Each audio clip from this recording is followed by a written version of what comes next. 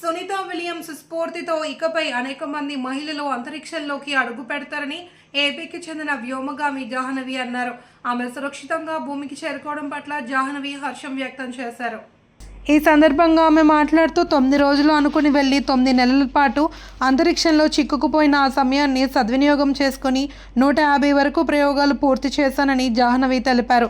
యువత కళలు సహకారం చేసుకునేందుకు అవకాశం హద్దు కాదని, ఆకాశం నుంచే ప్రయత్నాలు ప్రారంభించాలి అని జాహ్నవి పేర్కొన్నారు. తాను గతంలో సునీత విలియమ్స్ను కలిసి అంతరిక్ష యాత్రపై సూచనలు తీసుకున్నానని, మరోసారి కలుస్తానని జాహ్నవి తెలిపారు. రోజు వాళ్ళని different space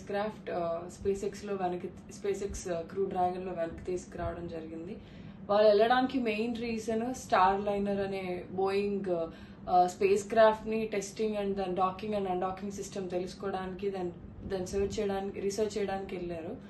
and space X ఎలానో స్టార్ లైనర్ కూడా అట్లా స్పేస్ క్రాఫ్ట్స్ ని సెండ్ చేయడానికి, బోయింగ్ కూడా అలా స్పేస్ క్రాఫ్ట్ ని సెండ్ చేయడానికి ఫస్ట్ ఆస్ట్రోనాట్ సునీత విలియమ్స్ ని పంపించారు అందులో వాళ్ళ క్రాఫ్ట్ లో.